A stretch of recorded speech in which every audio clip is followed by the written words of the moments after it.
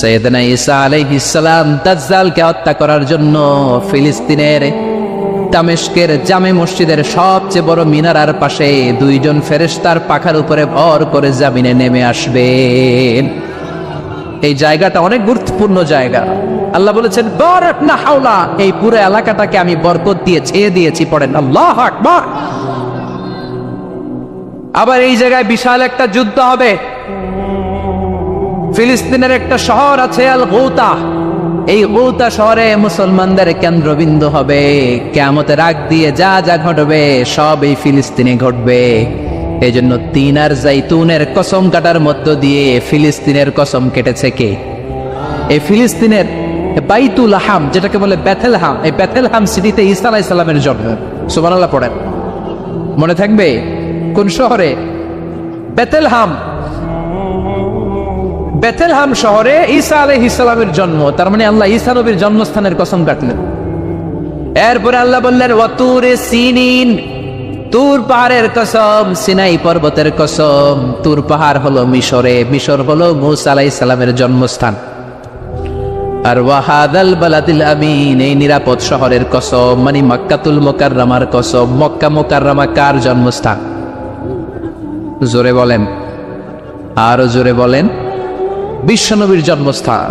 তিনজন বড় বড় পয়গম্বর যেই তিন দেশে এসেছে, আল্লাহ তিনটা দেশের কসম কাটলেন। তিনটা বড় বড় শরীয়তের ধারক বাহকে তিনজন নবী, উলুল আজমি মিনার রাসূল।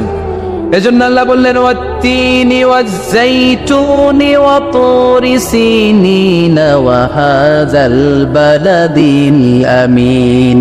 তিন আর জাইতুনের কসম, মানে ফিলিস্তিনের কসম।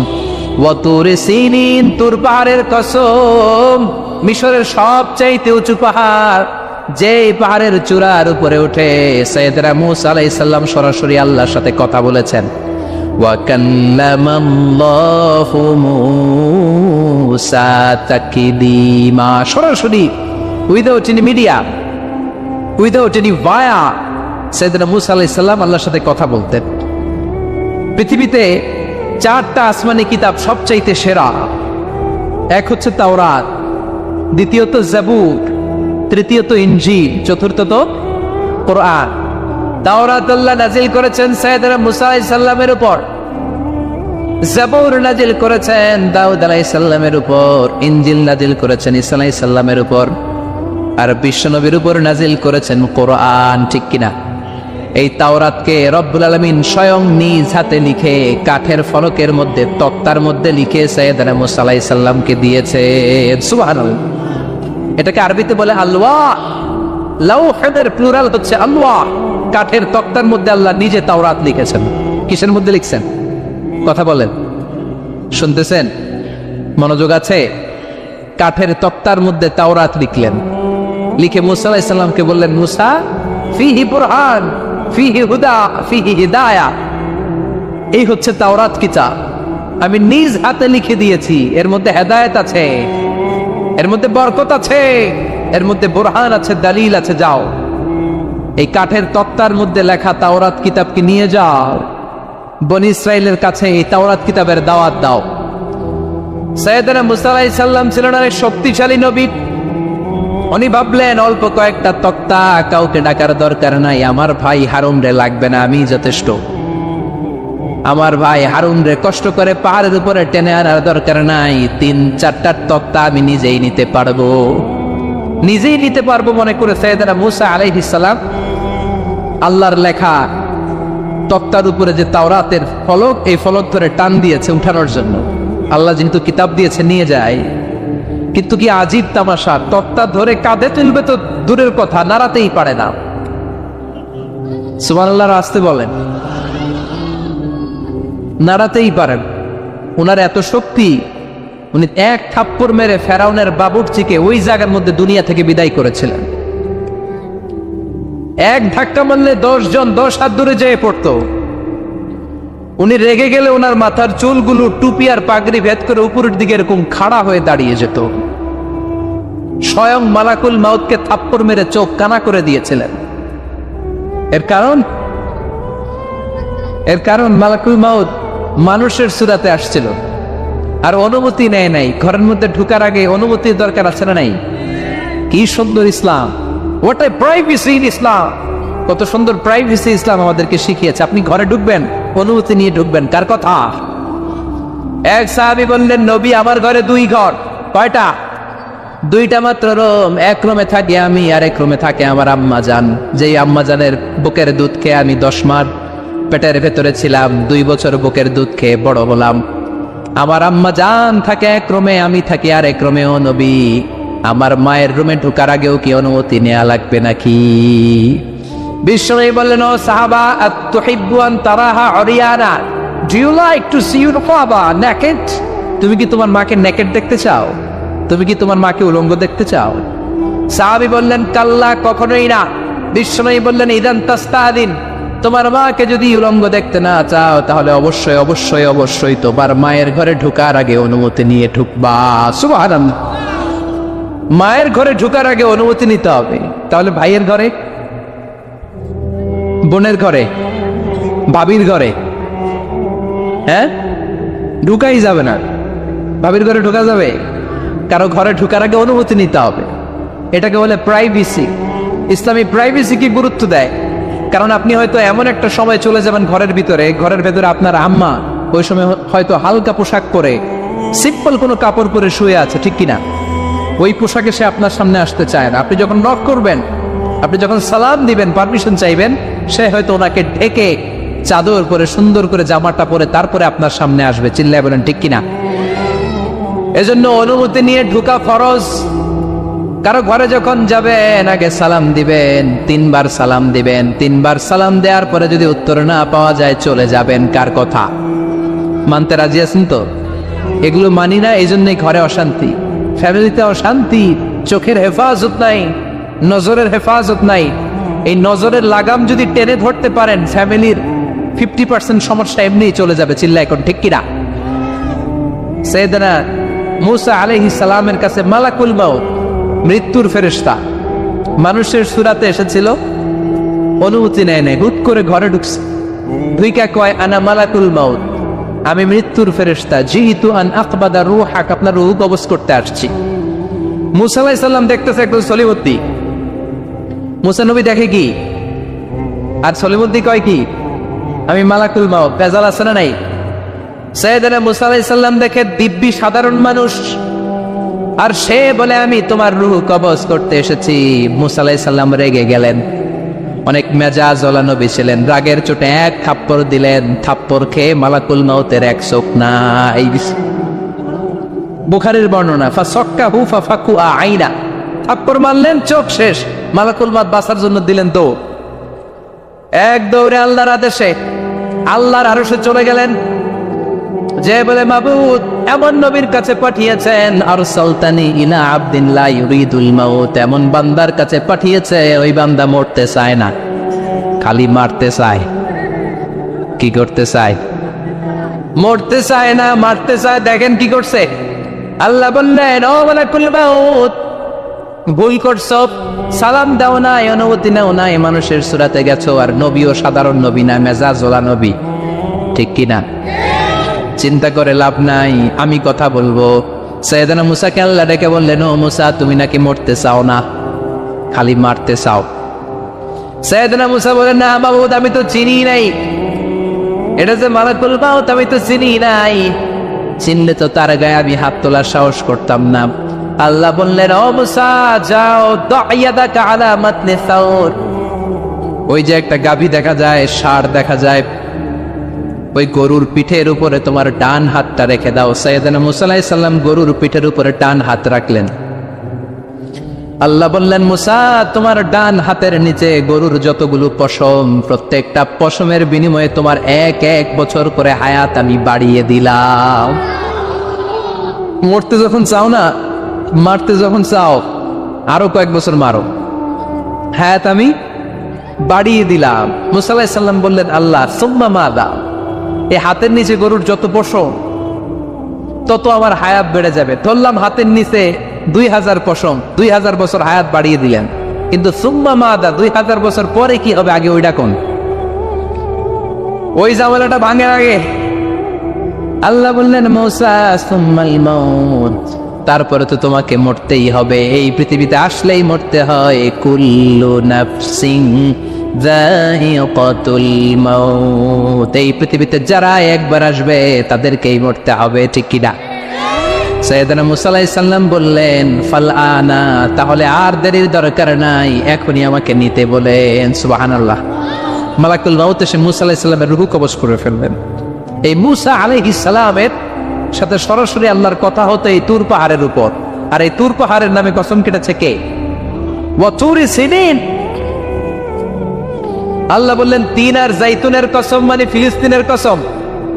ওয়া তুরি সিনিন, তুর পাহাড়ের কসম, যেই তুর পাহাড়ের উপরে আমি তাওরাত কিতাব নাজিল করেছি। তাওরাত কিতাবটাকে কাঠের ফলকের মধ্যে লিখে বললেন মূসা নিয়ে যাও। মূসা আলাইহিস সালাম নিতে পারে না, মনে আছে? মনে আছে আপনাদের না ভুলে গেছেন? মূসা আলাইহিস সালাম ধরলেন, নাড়াতে পারেন না, আর কাঁধে তুলবে তো দূরের কথা, নাড়াতেই তো পারেন। এত শক্তিশালী নবী। তাওরাতের যে আলওয়াহুত তাওরাত, তাওরাতের ফলক, এই বাণীগুলো নিয়ে বাণীবাহকের কাজ করবে, বার্তাবাহকের কাজ করবে, বনী ইসরায়েলের কাছে এই পয়গাম পৌঁছে দিবে, কিন্তু তুলতেই তো পারে না। আল্লাহর ডেকে বলে আল্লাহ পারি না। আল্লাহ বললেন ট্রাই করো, ট্রাই এগেইন, আবার চেষ্টা কর, দেখো না পারো কিনা। হাবিল সাইয়েদনা মূসা আলাইহিস সালাম ভাবলেন এই দিক দিয়ে পারি না, ওই দিক দিয়ে ধরলে মনে হয় পারবো। এবার তক্তার ওই পাশ দিয়ে নাড়াচাড়া শুরু করছে, ওই দিক দিয়েও পারে না। এবার ভাবলেন এক কাজ করি, মাঝখান দিয়ে দেখি নাড়াতে পারি কিনা। সাইয়েদনা মূসা আলাইহিস সালাম কাঠের তক্তাগুলোর মাঝখান দিয়ে ধরলেন, টান দিলেন, কিন্তু তক্তা নড়ে, নাড়ানোই যায় না, কাঁধে তুলবে তো দূরের কথা। সাইয়েদনা মূসা আলাইহিস সালাম অপারগ হয়ে আল্লাহর ডেকে বললেন ও মাবুদ পারি না। আল্লাহ আসলে চাচ্ছে মূসা যেন বলে পারি না। মূসা পারে না এটা শুনতে আল্লাহর বড় মনে চায়। সুবহানাল্লাহ কইবেন না? কারণ সব জায়গায় উনি পারে আর মারে। আজকে সাইয়েদনা মূসা আলাইহিস সালামের কণ্ঠে আল্লাহ শুনতে চায় আল্লাহ আমি অপারগ, আমি পারি না। সাইয়েদনা মূসা আলাইহিস সালাম বলে আল্লাহ সাইয়েদনা জিব্রাইলকে যদি বলে আমারে যদি একটু সাহায্য করে, আমার কাঁধে তুলে দিলে আমি নিয়ে বাড়িতে যাব। সাইয়েদনা জিব্রাইলকে একটু বলেন। আল্লাহ বললেন যাও জিব্রাইল, হেল্প আউট মূসা, মূসা আলাইহিস সালামকে সাহায্য করো। এবার সাইয়েদনা মূসা আলাইহিস সালাম ধরলেন এই দিকে, সাইয়েদনা জিব্রাইল ধরলেন এই দিকে। দুইজন মিলে তাওরাত লেখা কাঠের তক্তাগুলো উঠাতে চাইলেন, কিন্তু কি আজীব তামাশা, সাইয়েদনা জিব্রাইলও পারে না। সাইয়েদনা মূসা আলাইহিস সালাম বললেন ও ভাই জিব্রাইল চলো জায়গা চেঞ্জ করে তুমি এদিক দিয়ে ধরো, আমি ওই দিকে ধরি, আবার জোরসে টান মারো। দেশ গ্রামে কয় না জোরসে টান, এইও সিস্টেমে দুইজন মিলে টানে, কিন্তু নাড়াতেই পারে না। আগে তো হাতে নিবে তারপরে কাঁধে তুলবে, দুইজনেও পারে না। গায়ে যত জোর আছে সাইয়েদনা মূসা আলাইহিস সালাম জোরসে টান দিলেন, যত জোর, সব জোরকে একসাথে করে তিনি টান দিয়েছেন। টানের চোটে দেহের প্রতিটা লোমকূপ থেকে ঘাম বেরোতে শুরু করেছে। টানের চোটে রক টান খেয়ে যাচ্ছে, কোমরের রক ছিঁড়ে যাওয়ার অবস্থা, কিন্তু কাঠের ফলকগুলো নাড়ানো যায়। সাইয়েদনা মূসা আলাইহিস সালাম বললেন আল্লাহ জিব্রাইলও পারে না। জিব্রাইলের সাথে হাজার হাজার সহকারী ফেরেশতা, তাদেরকে একটু বলেন হেল্প করার জন্য। সুবহানাল্লাহ পড়েন। হাজার হাজার ফেরেশতা তুর পাহাড়ের উপর সবাই মিলে জোরে জোরে টান দেয়, জোরে জোরে টান দেয়। সবাই মিলে চেষ্টা করে তাওরাত লেখা ফলক এক প্রান্ত থেকে আরেক প্রান্ত কোনো জায়গা দিয়ে ধরে 1 ইঞ্চি নাড়াতে পারে না। এই অবস্থা দেখে আল্লাহ বললেন ঘটনা কি? আল্লাহ পারি না। সাইয়েদনা মূসা আলাইহিস সালাম কি বলে? আল্লাহ পারি না। আল্লাহ বললেন মূসা এই ফলকগুলোর এত ওজন নয়, কাঠের এই তক্তাগুলোর এত ওজন নয়, কিন্তু এই কাঠের তক্তার মধ্যে যে বাণীগুলো লেখা হয়েছে বাণীগুলো কার? এটা আমার বাণী, আমার কথা। এই জিনিসটা বোঝানোর জন্য আমি এটার ওজনকে ভারী করে দিয়েছি। এবার জিব্রাইলের সহকারী ফেরেশতা লাগবে না, জিব্রাইলের সহযোগিতা লাগবে না, তোমার গায়ে আমি যেই জোর দিয়েছি টান দিয়ে দেখো সবগুলারে কাঁধে তুলে নিতে পারবা। সাইয়েদনা মূসা আলাইহিস সালাম এবার বিসমিল্লাহ বলে সবগুলো তাওরাত লেখা কাঠের তক্তাগুলো কাঁধে নিয়ে এক দৌড়ে বাড়ি। আল্লাহু আকবার। যেই পাহাড়ের উপর এই তক্তা টানাটানির ঘটনা ঘটেছে, পাহাড়টার নাম এজন্য আল্লাহ বললেন ওয়াত-তিনি ওয়াজ-যাইতুনি ওয়া তুরি সিনিন ওয়া হাযাল বালাদিল আমিন। তিন আর যাইতুনের কসম, তুর পাহাড়ের কসম। আবার তুর পাহাড়ের মধ্যে নূরের তাজাল্লি দিয়েছে কে? ফালাম্মা তাজাল্লা রাব্বুহু জাআলাহু দাক্কান ওয়া খাররা মূসা সাঈকা। সাইয়েদনা মূসা আলাইহিস সালাম বললেন, আল্লাহ তোমাকে দেখতে চাই। আল্লাহ বললেন, দেখতে পারবে না, পাহাড়ের দিকে তাকাও, পাহাড়ের মধ্যে নূরের তাজাল্লি দেব, যদি পাহাড় টিকে যায় তাহলে দেখতে পাবা। আল্লাহ যখন তুর পাহাড়ের উপর তাজাল্লি বেড়েছেন, পাহাড় ভেঙে খান খান হয়ে যায়, সাইয়েদনা মূসা আলাইহিস সালাম বেহুশ হয়ে যায়। এই বেহুশ হওয়ার ঘটনা আর পাহাড় জ্বলে ছাই হওয়ার ঘটনা যেখানে ঘটেছে, ওই পাহাড়টার নাম জোরে বলেন। ওই তুর পাহাড়ের কসম কেটেছে কে? ওয়াতুরি, ওয়াতুরি 2285 মিটার উঁচু, অনেক উঁচু পাহাড়। আবার ইয়াজুজ মাজুজ যখন পৃথিবীতে আক্রমণ করবে, ইন্না ইয়াজুজ ওয়া মাজুজ মুফসিদুনা ফিল আরদ, তামাম জাহানে ইয়াজুজ মাজুজ যখন আক্রমণ করবে, তামাম পৃথিবীটাকে যখন লন্ডভন্ড করে দিবে, সাইয়েদনা ঈসা আলাইহিস সালাম মুমিন বান্দাদেরকে নিয়ে যেই পাহাড়ের উপর আশ্রয় নিবেন, সেটা হলো এই তুর পাহাড়। সুবহানাল্লাহ। ঈসা আলাইহিস সালাম মুমিনদেরকে নিয়ে এক পাহাড়ে চলে যাবেন এই ইয়াজুজ মাজুজের অত্যাচার থেকে বাঁচার জন্য। এদেরকে ইংরেজিতে বলে Gog Magog. If you search in Google by writing Gog and Magog, আপনি পেয়ে যাবেন ইয়াজুজ মাজুজের কাহিনী। হাত্তা ইযা ফুতিহাত ইয়াজুজ ওয়া মাজুজ ওয়া হুম মিন কুল্লি হাদাবিন ইয়ানসিলুন, লক্ষ লক্ষ ইয়াজুজ মাজুজের বাহিনী আসবে। এই ইয়াজুজ মাজুজের বাহিনীর অত্যাচার, অবিচার, অনাচার, জুলুম থেকে, মারামারি থেকে বাঁচার জন্য মুসলমানরা ঈসা আলাইহিস সালামের নেতৃত্বে যেই পাহাড়ের উপর আশ্রয় নিবেন, ওই পাহাড়ের নাম হলো তুর পাহাড়। ওই পাহাড়ের নাম কি? কোরআনে অনেকবার আল্লাহ তাআলা এই তুর পাহাড়ের কথা বলেছেন। আমি নিজে এই তুর পাহাড়ের চূড়ায় উঠেছি 2 বার। পাথরের পাহাড়, মাঝরাতে উঠতে হয়। এই তুর পাহাড়ের নিচে একটা গির্জা আছে, খ্রিস্টানদের প্রাচীনতম গির্জা, সেন্ট ক্যাথেরিনা গির্জা। এই গির্জার ভিতরে ঢুকেছিলাম দেখার জন্য।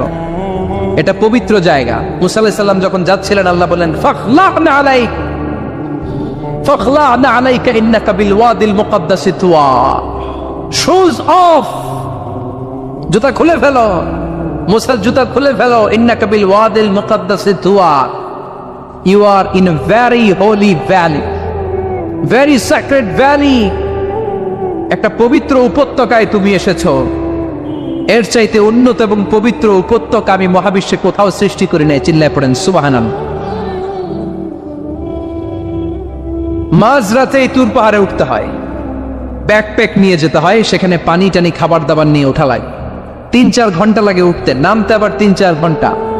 সকালে 10টা-11টার পরে আর তুর পাহাড়ে থাকা যায় না, কারণ আমাদের বাংলাদেশের পাহাড়গুলো মাটির পাহাড়, তুর পাহাড় হচ্ছে পাথরের পাহাড়। পাথরের পাহাড়ে যখন সূর্যের আলো লাগে, পাথরের পাহাড় গরম হয়ে যায়। আমরা মাঝরাতে উঠতে শুরু করলাম। আমরা যখন উঠতেছি দেখলাম খ্রিস্টিয়ান কমিউনিটির একটা গ্রুপ, তারাও উঠছে, ইহুদিদের একটা গ্রুপও উঠছে, কারণ এটা 3 ধর্মের লোকদের কাছে তীর্থস্থান। এই তুর পাহাড়ের চূড়ায় ছোট্ট একটা মসজিদ আছে, 7-8 জন নামাজ পড়া যায়। খ্রিস্টানদের একটা গির্জা আছে, ইহুদিদের একটা সিনাগগ আছে। ফজরের সময় উঠলাম, পুরো সিলসিলাতুল জিবাল তুর পাহাড় দেখলাম। অবাক হলাম, এই পাহাড়ে বিশ্বনবী মেরাজের রাতে নেমে দোয়া করেছেন, ঠিক কিনা? এই পাহাড়ে ঈসা আলাইহিস সালাম মুমিনদেরকে নিয়ে ইয়াজুজ মাজুজের আক্রমণ থেকে বাঁচার জন্য আশ্রয় নিবেন। এই তুর পাহাড়ের কসম কোরআনের ভেতরে কেটেছে কে? এজন্য আল্লাহ বললেন, ওয়াত-তিনি ওয়াজ-যাইতুনি ওয়া তুরি সিনিন ওয়া হাযাল বালাদিল আমিন। তিন আর যাইতুনের কসম, ওই মিশরের তুর পাহাড়ের কসম, ওয়া হাযাল বালাদিল আমিন, এই নিরাপদ শহরের কসম। শহরটার নাম কি? কি নাম? এই নিরাপদ শহর দ্বারা আল্লাহ বুঝিয়েছে মক্কা, না ফিলিস্তিন না। ফিলিস্তিন হচ্ছে প্রথমটা, কিন্তু হাযাল বালাদিল আমিন, এই নিরাপদ শহর দিয়ে আল্লাহ বুঝিয়েছেন মক্কা শহরকে। চিৎকার করে বলবেন, কোন শহর? মক্কা শহর। এই মক্কা শহরের আগের নাম বাক্কা। মক্কার আগের নাম কি? জোরে বলেন, আরো জোরে। ইন্না আউওয়ালা বাইতিন উদিআ লিন-নাসি লাল্লাযী বিবাক্কাতা মুবারাকা হুদাল লিল আলামিন। নিশ্চয়ই পৃথিবীর সর্বপ্রথম ঘর যেই শহরের মধ্যে আমি আল্লাহ স্থাপন করলাম, শহরটার নাম হলো বাক্কা শহর। কি শহর? এই বাক্কা পরে চেঞ্জ হয়ে হয়েছে মক্কা। আল্লাহু আকবার। তার মানে আজকে জানলেন মক্কা শহরের আগের নাম হলো বাক্কা। আগের নাম কি? মক্কা শহরে অনেক হোটেল আছে, ওই হোটেলের নাম ফুন্দুক বাক্কা। দেখছেন?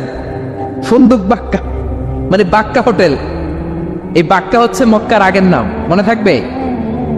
আল্লাহ বললেন হাদাল বালাদিল আমিন, এই নিরাপদ শহরের কসম, এই শহরের চেয়ে নিরাপদ শহর পৃথিবীর মধ্যে। ইউসাউইরুকুম ফিল আরহামি কাইফা ইয়াশা লা ইলাহা ইল্লা হুয়াল আজিজুল হাকীম। তিনি হলেন এমন সত্তা যিনি মায়ের পেটে থাকা অবস্থায় তোমাদের চেহারার ডিজাইন করে দিয়েছে। চিল্লায়া বলেন সুবহানাল্লাহ। তাহলে চারটা কসম কেটে আল্লাহ যে দামি কথাটা বললেন, লাকাদ খালাকনাল ইনসানা ফি আহসানি তাকওয়িম, সুন্দর আকৃতিতে তৈরি করেছি। এজন্য সুন্দর চেহারাটা নিয়ে যখন আয়নার সামনে দাঁড়াবেন, তখন আপনি আয়নার দোয়া পড়বেন আল্লাহুম্মা হাসসানতা খালকি ফাহসিন খুলুকি। বিশ্বনবীর চেহারা সুন্দর বেশি না কম? জোরে বলেন। চাঁদের চেয়ে সুন্দর তুমি নবী আমার কামলিওয়ালা, চাঁদের চেয়ে সুন্দর তুমি নবী আমার কামলিওয়ালা। দু জাহানের বাদশা তুমি প্যারা নবী সাল্লে আলা, দু জাহানের বাদশা তুমি প্যারা নবী সাল্লে আলা। চাঁদের চেয়ে সুন্দর তুমি নবী আমার কামলিওয়ালা। সুবহানাল্লাহ। বিশ্বনবীর চেহারাটা বড় সুন্দর ছিল। এত সুন্দর চেহারার মানুষ পৃথিবীতে দ্বিতীয়টা নাই।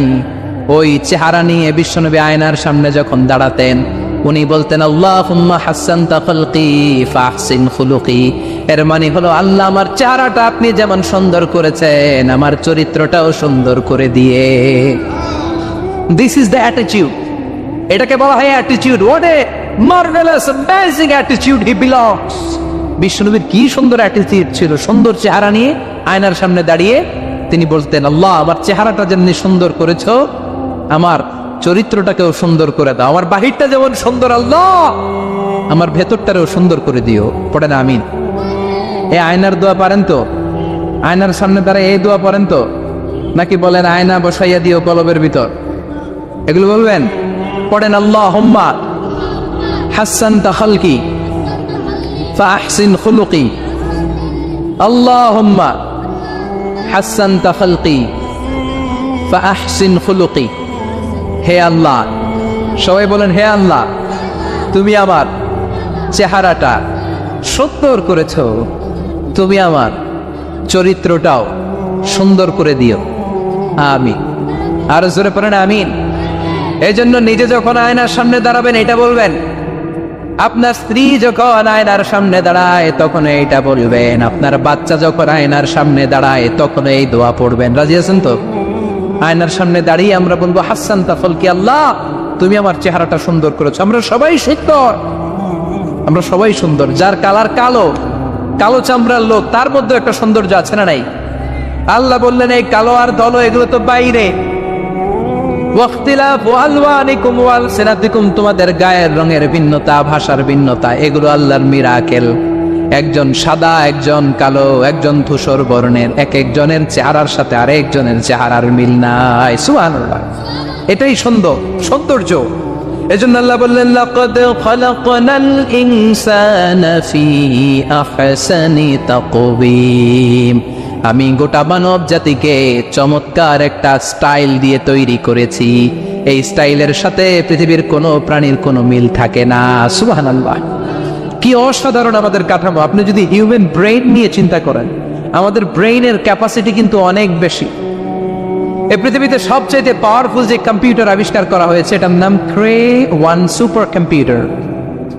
ইউনাইটেড স্টেটস অফ আমেরিকাতে যারা মিলিটারি বেসে জব করে তাদের ম্যাথমেটিক্যাল ইকুয়েশন ড্র করার জন্য, সলিউশন করার জন্য এই ক্রে 1 সুপার কম্পিউটার তারা ইউজ করে।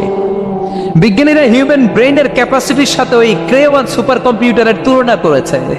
তারা তুলনা করে দেখেছে ক্রে 1 সুপার কম্পিউটারের চেয়েও আমাদের ব্রেইন শতগুণ বেশি শক্তিশালী।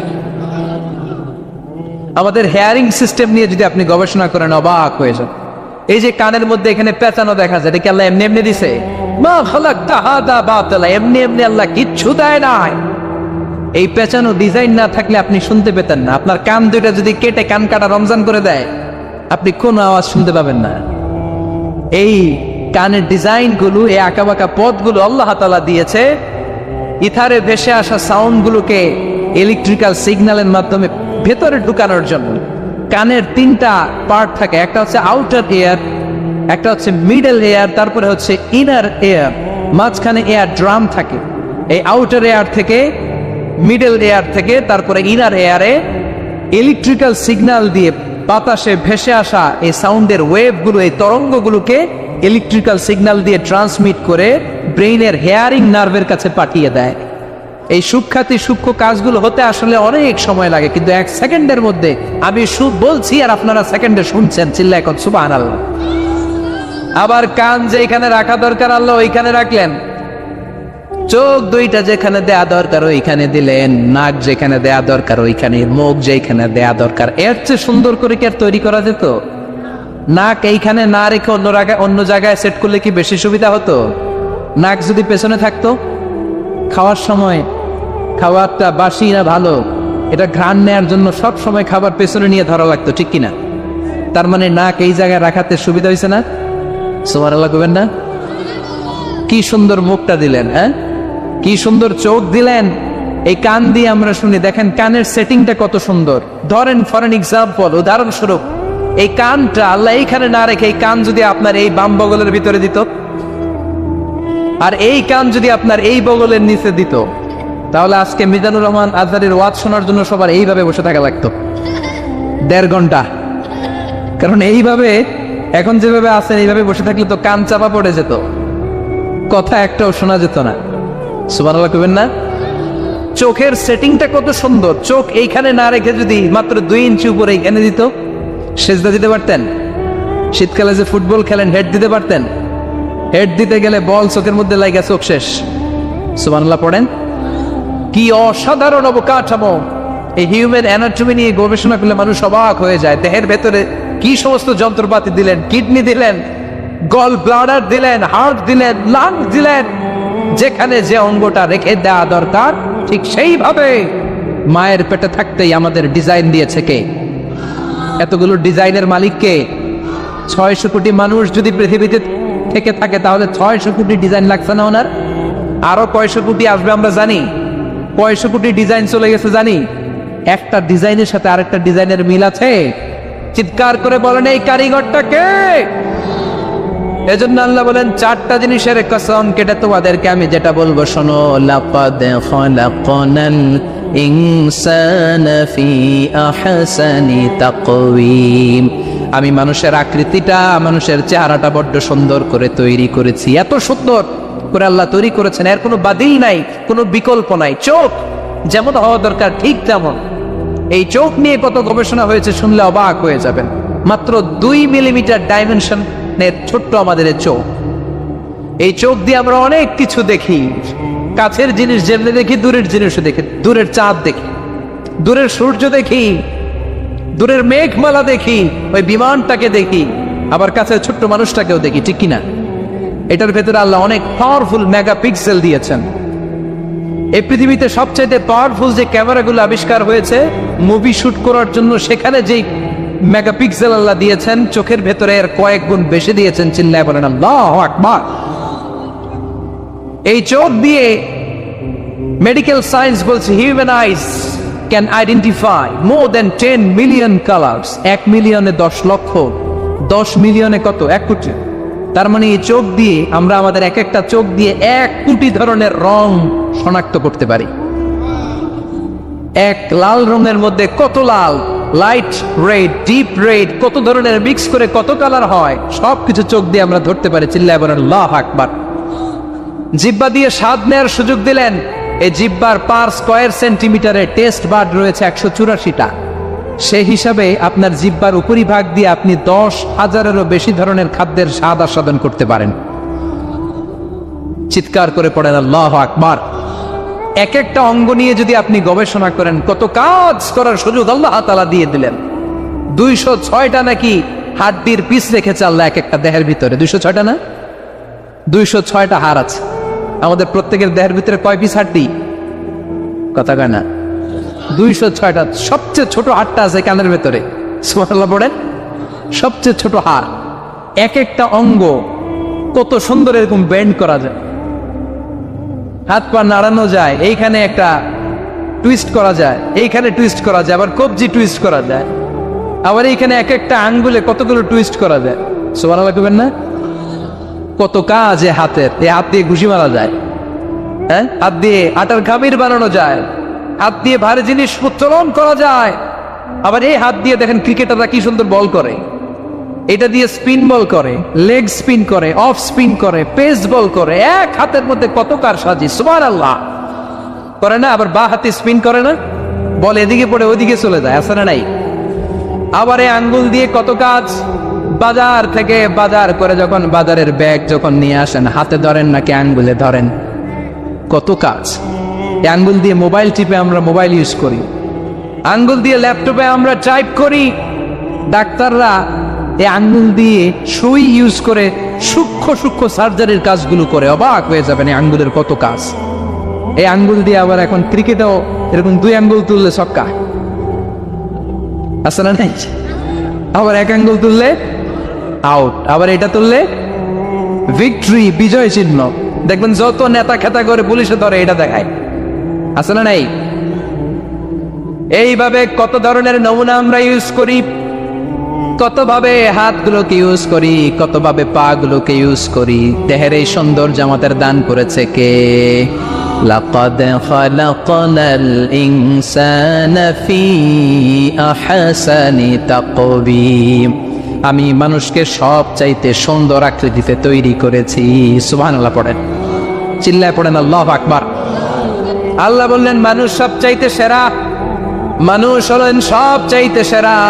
মানুষ যখন সেরা হয়, মানুষের চাইতে সেরা কেউ হয় না। আবার মানুষ যদি নিকৃষ্ট হয়ে যায়, মানুষের চাইতে নিকৃষ্ট কেউ হতে পারে না, ঠিক কিনা? আল্লাহ বললেন মানুষের আকৃতি আমি বড্ড চমৎকার করে বানালাম। সবচেয়ে সুন্দর আকৃতি মানুষের। সবচেয়ে সুন্দর আকৃতি কার? জোরে বলেন। সবচেয়ে বেশি মর্যাদা কার? আশরাফুল মাখলুকাত কে? আশরাফুল মাখলুকাত কে? চিল্লায়া বলেন। নাকি হাতি? রয়্যাল বেঙ্গল টাইগার শক্তিশালী না? এটা এটা তো মানুষ খেয়ে ফেলায়, তো এটাই না আশরাফুল মাখলুকাত হওয়া দরকার? হাতি সবচেয়ে শক্তিশালী না? তো এটাই না আশরাফুল মাখলুকাত হওয়া দরকার? এগুলো কোনটাই আশরাফুল মাখলুকাত না। আশরাফুল মাখলুকাত হচ্ছে মানুষ। আশরাফুল মাখলুকাত কি? চিল্লায় বলেন আশরাফুল মাখলুকাত কে? এজন্য আল্লাহ বললেন লাকাদ খালাকনাল ইনসানা ফি আহসানি তাকওয়িম। আমি মানুষকে চমৎকার আকৃতি দিয়ে তৈরি করেছি। সুম্মা রাদাদনাহু আসফালা সাফিলিন। আবার মানুষকে আমি একেবারে নিম্নগামী করেছি। উপরে যেমনি নিয়েছি, আবার মানুষকে নিম্নগামীও করেছি। তার মানে মানুষ যদি সম্মানিত হয়, মানুষের চেয়ে বেশি সম্মানিত কেউ হতে পারে? মানুষ যদি সম্মানিত হয়, মানুষের চেয়ে সম্মানিত হওয়ার সুযোগ কারো আছে? দলিল কি? দলিল হচ্ছে বিশ্বনবী যখন মেরাজে যাচ্ছিলেন, একটা সার্টেন লেভেল, যে একটা নির্দিষ্ট জায়গায় যে সাইয়েদনা জিব্রাইল বললেন ইয়া রাসূলুল্লাহ আমি আর উপরে যেতে পারবো না, আমার খেলা এই জায়গায় শেষ, নবী আপনার খেলা এখন শুরু। সুবহানাল্লাহ। ও নবী, এই জায়গার নাম সিদরাতুল মুনতাহা, এটা সীমান্ত বৃক্ষ, এটা হচ্ছে বর্ডার এরিয়া। কি এরিয়া? এটা হলো বর্ডার এরিয়া, এখানে আমার খেলা শেষ। আজীবন আমি এই জায়গায় এসে কান পেতে আল্লাহর অর্ডার শুনেছি, আর ওই অর্ডার তামিল করার জন্য দুনিয়াতে নেমেছি। আমি জিব্রাইলের উপরে যদি 1 ইঞ্চি উপরে ওঠার চেষ্টা করি, আমার শত শত পাখাগুলোকে জ্বালিয়ে ছাই করে দিবে কে? সাইয়েদনা জিব্রাইল আর উপরে যেতে পারে নাই। যেখানে সাইয়েদনা জিব্রাইলের খেলা শেষ, ওইখানে বিশ্বনবীর খেলা শুরু হয়েছিল। কোন সুবহানাল্লাহ। তার মানে মানুষ যখন উপরে ওঠে, এত উপরে উঠে যায়, ফেরেশতাদেরকেও হার মানিয়ে ফেরেশতাদের উপরে চলে যায়। আবার মানুষ যখন নিচে নামতে শুরু করে, শয়তানকেও হার মানিয়ে নিচে চলে যায়, ঠিক কিনা? তার মানে হাইয়ার হলে সব দিক দিয়ে হাইয়ার, হাইয়েস্ট তো অল ক্রাইটেরিয়াতে সে হাইয়েস্ট, লোয়েস্ট তো অল ক্রাইটেরিয়াতে সে লোয়েস্ট। মানুষ ভালো হলে এর চেয়ে ভালো আর হয় না, মানুষ খারাপ হলে তার চাইতে খারাপ আর হয় না। এজন্য আল্লাহ বললেন সুম্মা রাদাদনাহু আসফালা সাফিলিন। মানুষকে যেমনি আমি সুন্দর আকৃতি দিয়ে তৈরি করেছি, আবার ওই মানুষকে আমি আল্লাহ নিম্নগামী করেছি। যেটা উপরে ওঠে ওইটা আবার নিচেও নামা লাগে, ঠিক কিনা? নিরাশ হবেন না, হতাশ হবেন না, হাল ছাড়বেন না, ভরসা রাখুন কার উপর? মনে থাকবে এই সূরার সেন্ট্রাল থিম বা সাবজেক্ট ম্যাটার, কেন্দ্রীয় আলোচ্য বিষয় হচ্ছে নিরাশ হওয়া যাবে না, হতাশ হওয়া যাবে না, হাল ছেড়ে দেওয়া যাবে না, ভরসা রাখতে হবে কার উপর? এজন্য আল্লাহ আলোর কথা বলেছেন। সুবহানাল্লাহ পড়েন। এই সূরা নাজিলের একটা ব্যাকগ্রাউন্ড আছে, শুনবেন? কোন প্রেক্ষাপটে নাজিল হলো শুনবেন? এই সূরাটা হচ্ছে সূরাতুদ দুহা, হচ্ছে মাক্কি সূরা। কি সূরা? সবাই কোন? মাক্কি সূরা, এবং মাক্কি যুগের একেবারে শুরুর দিকে নাজিল হওয়া সূরা। বিশ্বনবীর কাছে কোরআনের শুরুর দিকে যে সমস্ত আয়াত নাজিল হয়েছে, বিশ্বনবী প্রচার করেছেন। কারণ আল্লাহ বলেছেন বাল্লিগ মা উনজিলা ইলাইক, নবী আপনার কাছে আমি যা নাজিল করেছি প্রচার করে দেন, প্রচার করে দেন। তো যাই নাজিল হতো বিশ্বনবী প্রচার করে দিত। হঠাৎ করে কোরআন নাজিল হওয়া বন্ধ হয়ে গেল, আর নাজিল হয় না। বিশ্বনবী started to miss the revelation, কোরআনকে খুব মিস করতে লাগলেন। কিরে, কি সুন্দর জিবরাইল আসতো, কোরআন নিয়ে, ওহী নিয়ে, আসে না কেন? নাজিল হচ্ছে না কেন? এখন বিশ্বনবী কোরআন পেলে কোরআন প্রচার করত, কোরআনের আয়াতগুলো সবার সাথে শেয়ার করত। এখন নাজিল হয় না, শেয়ারও করতে পারে, প্রচারও করতে পারে, প্রচার কার্যক্রম বন্ধ। কাফেরদের মধ্যে গুনগুন শুরু হয়ে গেল, মুহাম্মদ তোর রব তোরে ভুলে গেছে। নাউজুবিল্লাহ কইবেন না? তোমার রব তোমারে ভুলে গেছে, তোমার আল্লাহ তোমার উপর অসন্তুষ্ট হয়েছে। কোন বর্ণনায় এসেছে 15 দিন, কোন বর্ণনায় 1 মাস, কোন বর্ণনায় 3 মাস, কোন বর্ণনায় 6 মাস ওহী নাজিল বন্ধ ছিল। বিশ্বনবী ওহীকে মিস করতে লাগলেন। ঘটনা কি? ওহী নাজিল হয় না কেন? আমি এখন কি প্রচার করব? বিশ্বনবী আর কিছুই প্রচার করতে পারছেন না, নাজিলও হয় না, উনিও প্রচার করতে পারেন না। কারণ বিশ্বনবী তো মন গড়া কিছু বলেন না। বলেন ওয়ামা ইয়ানতিকু আনিল হাওয়া ইন হুয়া ইল্লা ওয়াহয়ু ইউহা। আল্লাহর ওহী আসলে বিশ্বনবী বলে, তা না হলে বিশ্বনবী বলে? বিশ্বনবী যাই নাজিল হতো প্রচার করে দিতেন, যা ওনার উপর অবতীর্ণ হতো মানুষের সাথে শেয়ার করে দিতেন। এখন আয়াত নাজিল হয় না, বিশ্বনবীও শেয়ার করতে পারে না।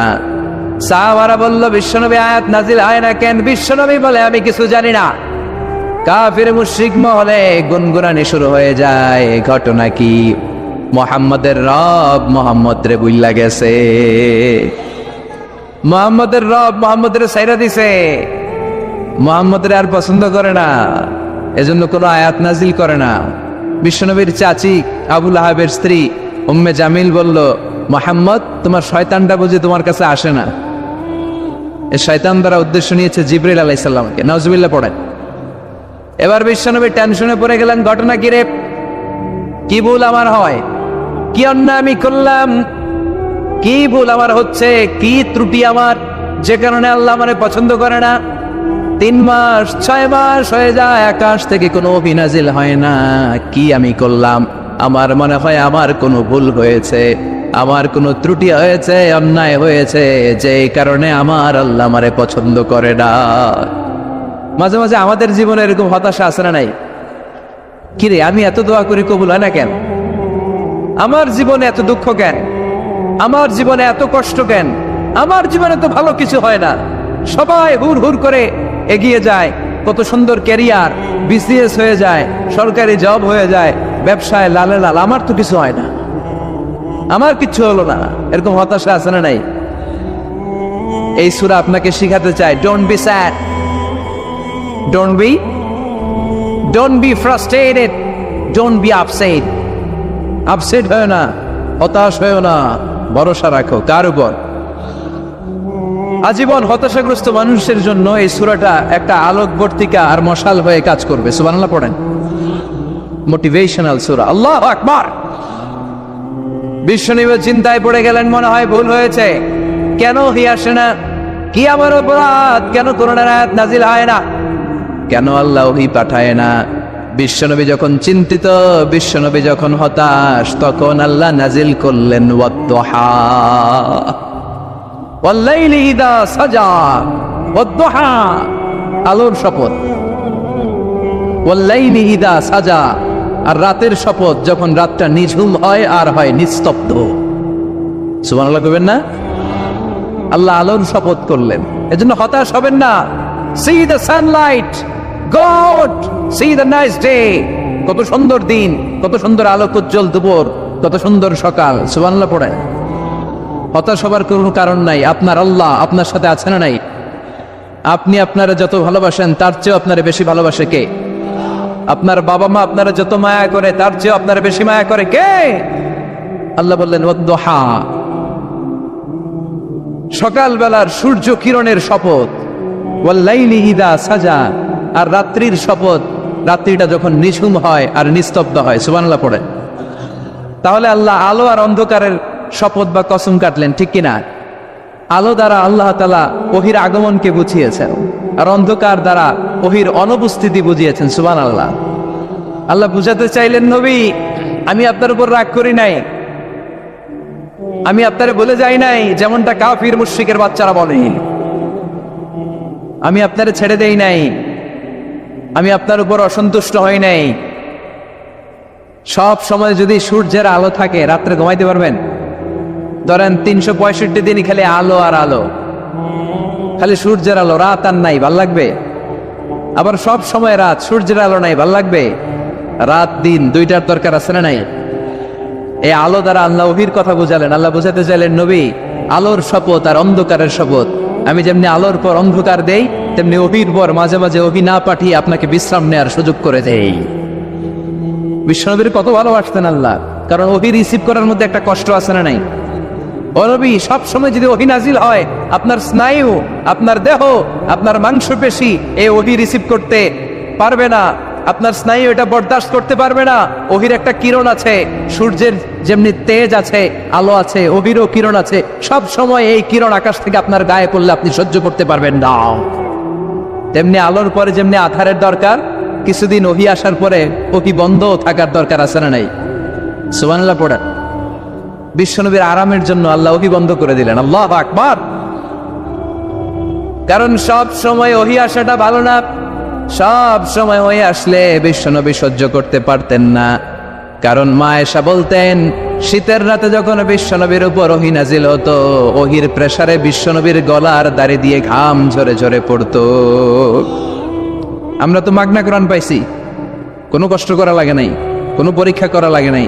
বিশ্বনবী যখন কোরআন রিসিভ করতেন, মিসলা সালসালাতিল জারাস, বুখারীর বর্ণনা, ঘন্টার ধ্বনির ন্যায় দপ্তরি যখন হাই স্কুলের ছুটি দেওয়ার জন্য ধাম ধাম করে ঘন্টা বাজায়, এর কাছে যে কান লাগিয়ে দাঁড়িয়ে থাকা যায়, যেরকম বিকট আওয়াজ হয় এরকম আওয়াজে ওহী আসতো। আর এই ওহী রিসিভ করতে যে মাঘ মাসের কনকনে শীতের রাতে বিশ্বনবী ঘেমে ঘেমে একাকার হয়ে যেতেন।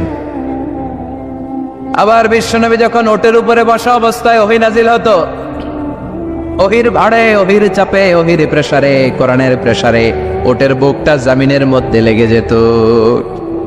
আবার ঘোড়ার উপরে বসে থাকা অবস্থায় যখন কোরআনের আয়াত ওহী নাজিল হতো, ঘোড়ার পা গুলো মরুভূমির বালুর ভেতরে দেবে যেত। বিশ্বনবীর এক সাহাবা যায়েদ রাদিয়াল্লাহু তাআলা আনহুর পায়ের মধ্যে মাথা রেখে বিশ্বনবী একবার ঘুমাচ্ছিলেন। 1 ঘন্টা 2 ঘন্টা ঘুমিয়ে রইলেন, যায়েদ মাথায় ব্যথা পায় না। হঠাৎ বিশ্বনবী ঘুম থেকে জাগলেন। জাগার পর ওইখানে কি হয়েছে? এত গ্যাদারিং এর ভেতরে সমস্যা তো হবেই। গরম লাগবে, ধাক্কা ধাক্কি, আমারে দেখা যাবে না, এই ভাই আপনি সরেন, এই ক্যামেরা নামাও, এগুলো বলা যাবে? এগুলো বললে আজকে আমি ওয়াজ করতে পারবো? যে যেইখানে যে অবস্থায় আছেন আল্লাহর ওয়াস্তে বসেন। আমি আর অল্প কয়েক মিনিট কথা বলবো। আমি জানি অনেকে আমাকে দেখতে পাচ্ছেন না, মাইকের অবস্থাও ভালো না, যতটুকু শোনা যায় পিন ড্রপ সাইলেন্ট লাগবে, পিন পতন নীরবতা। নীরব না হলে তো ওয়াজ করা যাবে? আর কোনো আওয়াজ শুনবো আমি? তাহলে থামেন। ওহি রিসিভ করতে বিশ্বনবীর কত কষ্ট হতো খেয়াল করে শুনুন। আবার ডানে বায়ে তাকায়। শাওয়ারের ভাইয়েরা এদিকে তাকান, আমার দিকে হয়েছে, বাস আমার দিকে তাকান। ওহি রিসিভ করতে বিশ্বনবীর কত কষ্ট হতো। যায়েদ রাদিয়াল্লাহু তাআলা আনহুর পায়ের মধ্যে মাথা রেখে বিশ্বনবী শুয়ে আছেন। 1 ঘন্টা 2 ঘন্টা শুইলেন, উনি ব্যথা পায় না। হঠাৎ বিশ্বনবী ঘুম থেকে জাগলেন, জাগার সাথে সাথে আকাশ থেকে কোরআনের আয়াত নাজিল হতে লাগলো। আর যায়েদ বলে 2 ঘন্টায় আমার কিছু হয় না, কিন্তু যখনই আমার রানের মধ্যে মাথা রেখে বিশ্বনবী শুয়ে আছেন আর কোরআনের আয়াত নাজিল হতে লাগলো, আমার মনে হচ্ছে আমার রানটা ফেটে টুকরা টুকরা হয়ে যাবে, আমার হাড্ডি ফেটে খান খান হয়ে যাবে। ওহির বার, তার মানে একটা কাঠিন্যতা আছে না নাই? এজন্য আল্লাহ বিশ্বনবীরা ডেকে বললেন, নবী আমি রাগ হই নাই, আমি আপনারে ভুলে যাই নাই। বারবার সূর্যের আলো থাকলে, সব সময় সূর্যের কিরণ থাকলে যেমনি আরাম লাগে না, বারবার ওহি রিসিভ করতে যাই কষ্টটা আপনার হয়, আমি আরশের উপর থেকে দেখে আমার সহ্য হয় না। এজন্য আপনাকে বিশ্রামের ব্যবস্থা করে দিলাম, এই জন্য কিছুদিন ইচ্ছা করে আমি ওহি বন্ধ করে দিলাম। والضحى والليل إذا سجى ما ودعك ربك وما قلى। সকালবেলার সূর্য কিরণের শপথ, রাতের নিস্তব্ধতার নিঝুম রাত্রির শপথ। মা ওয়াদ্দাআকা রব্বুকা ওয়া মা ক্বালা, আপনার রব আপনারে ভুলে যায় নাই, আপনার উপর অসন্তুষ্ট হয় নাই। সুবহানাল্লাহ পড়েন। তাহলে কাফেররা যা বলেছে এটা ওদের মুখের উপরে, জোরে কোন ঠিক কিনা? উম্মে জালিল বিশ্বনবীকে যে গালি দিয়েছে, ওর গালি ওর মুখের উপরে, জোরে বলেন ঠিক কিনা? আমার নবীরে যারা কবি বলে গালি দেয়, ওই গালি ওদের মুখের উপরে, ঠিক কিনা? আমার নবীরে যারা পাগল বলে গালি দেয়, ওদের গালি ওদের মুখের উপরে, ঠিক কিনা? আমার নবীরে যারা লেস কাটা নির্বংশ বলে, ওদের 14 গোষ্ঠী নির্বংশ, জোরে বলো ঠিক কিনা? আমার নবীর সম্মানের বিরুদ্ধে যদি কথা বলে, তাদের বিরুদ্ধে আমাদের হুঙ্কার আর লড়াই আছে না নাই? বিশ্বনবীরে গালি দিলে কলিজা আগুন লাগে? কার কার লাগে? হাত তুলে আল্লাহর দেখা।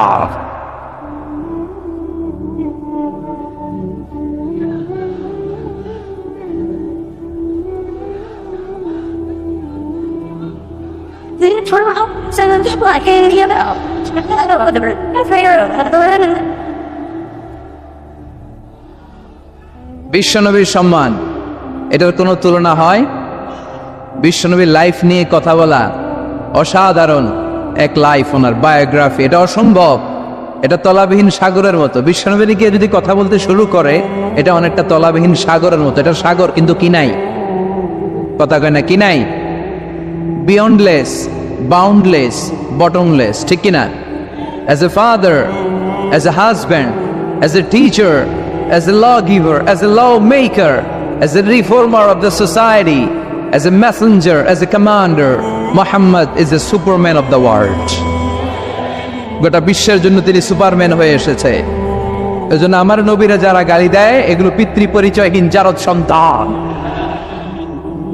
বিশ্বনবীর সম্মান নিয়ে উল্টাপাল্টা করলে এটা সহ্য করা হবে না, জোরে কোন ঠিক কিনা? তুমি আমারে গালি দাও, আমি মেনে নিব। আমার বাপের গালি দাও, মেনে নিব। আমার দলের গালি দিবি, মেনে নিব। কিন্তু আমার নবীর গালি দিলে খবর আছে না নাই? আমার নবীর দিকে, আমার নবীর সম্মানের দিকে বা হাত তুললে ওই বা হাত কেমন করে ভেঙে দিতে হয় সেটাও আমাদের জানা আছে, জোরে কোন ঠিক কিনা? বিশ্বনবীর সম্মান, ইটস অ্যান আনপ্যারালাল ইস্যু। এই ইস্যুতে হেফাজত নাই, এই ইস্যুতে জামাত নাই, এই ইস্যুতে চরমনাই নাই, এই ইস্যুতে সরসিনা নাই, এই ইস্যুতে তাবলীগ নাই, আওয়ামী লীগ নাই, জামাত নাই। 17 কোটি মানুষ এক প্ল্যাটফর্মে দাঁড়িয়ে যায়, চিল্লায় বলেন ঠিক কিনা? কারণ এই নবীর সুপারিশ ছাড়া আমি আপনি জান্নাতে যেতে পারবো না, জোরে কোন ঠিক কিনা? এজন্য নবীর ভালোবাসা, নবীর প্রতি মাহাব্বত অন্তরে থাকার দরকার আছে না নাই? আল্লাহকে যে পাইতে চায়, হযরতকে ভালোবেসে, আরশ কুরসি লৌহ কালাম না চাইতে পেয়েছে সে। হযরতকে ভালোবেসে আরশ কুরসি লৌহ কালাম না চাইতে পেয়েছে সে।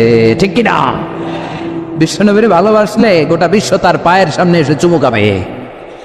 আমরা এই নবীর ভালোবাসা চাই, আমরা এই নবীর শাফাত চাই, আমরা এই নবীর নেতৃত্বে জান্নাতে ঢুকতে চাই। এজন্য আল্লাহ বললেন, নবী মা ওয়াদ্দাআকা রাব্বুকা ওয়া মা ক্বালা, ভয় নাই, চিন্তা নাই, হতাশ হবেন না, নিরাশ হবেন না, আমার উপর ভরসা রাখেন। আপনার আল্লাহ আপনারে ভুলে যায় নাই, আপনার আল্লাহ আপনার উপর অসন্তুষ্ট হয় নাই। ও নবী, আপনি জেনে রাখেন, লাল আখিরাতু খায়রুন লাকা মিনাল উলা, দুনিয়ার বুকে অনেকে আপনারে গালি দিবে, দুনিয়ার বুকে আপনার অনেক বিপদ আসবে, দুনিয়াটা আসল নয়, আসল হলো আখিরাত। ওয়ালাল আখিরাতু খায়রুল লাকা মিনাল উলা, ও নবী, আখিরাত এই দুনিয়ার চেয়ে আপনার জন্য শ্রেষ্ঠ। আরেক আয়াতে বললেন শ্রেষ্ঠ এবং স্থায়ী।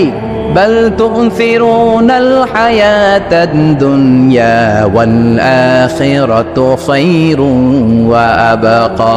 সুবহানাল্লাহ।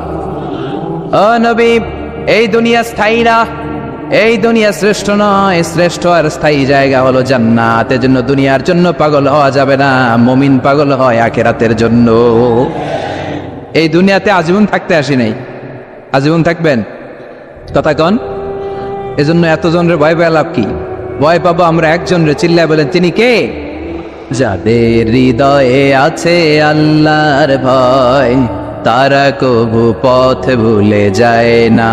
আল্লাহর প্রেম ছাড়া এই দুনিয়ায় কারো কাছে কোনো কিছু চায় না। রাতের আধারে যারা সেজদাতে রয়, দু চোখের শ্রুতে নদী যেন বয়। ছলনার হাতছানি যতই আসুক, পেছনে ফিরেও সে তাকায় না। যাদের হৃদয়ে আছে আল্লাহর ভয়, তারা কবু পথ ভুলে যায় না।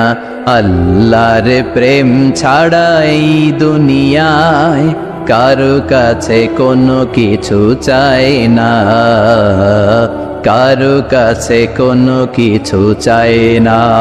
ঠিক কি না? মুমিনের ভয় একজনের প্রতি, চিল্লায় বলেন, তিনি কে? আল্লাহ বললেন, আল আখিরাতু খায়রুল লাকা মিনাল উলা। ও নবী, দুনিয়াতে এত ভয় পেয়ে কোনো লাভ নাই। বিড়ালের মতো 1000 বছর না বেঁচে সিংহের মতো একটা গর্জন দিয়ে মরার দাম অনেক বেশি। আল আখিরাতু খায়রুল লাকা মিনাল উলা। এই দুনিয়ার জীবনের চেয়ে নবী আখিরাতের দাম অনেক বেশি। এই দুনিয়ায় আমরা আজীবন থাকতে আসি, চলে যেতে হবে। এরপরে বিশ্বনবীকে আল্লাহ সান্ত্বনা দিচ্ছেন, নবী আপনি হতাশ হবেন না, নিরাশ হবেন না, ভরসা রাখেন। লাসাউফা ইউতিকা রাব্বুকা ফাতারদা, আপনার প্রভু অচিরে আপনাকে এমন এমন জিনিস দান করবে, এই জিনিসগুলো পেয়ে আপনি খুশি হয়ে যাবে। কি সুন্দর ওয়াদা। ও নবী, আপনি হতাশ হবেন না, আপনি টেনশন নিয়েন না, আমি তো আছি। সুবহানাল্লাহ পড়েন। কে বলে? জোরে বলেন, কে বলে? বিশ্বনবীরে বললেন, ওয়ালা সাউফা ইউতিকা রাব্বুকা ফাতারদা, আপনার রব অচিরে এমন কিছু আপনারে দিবে, আপনি খুশি হয়ে যাবেন। And verily indeed your Lord will give you something that will make you happy.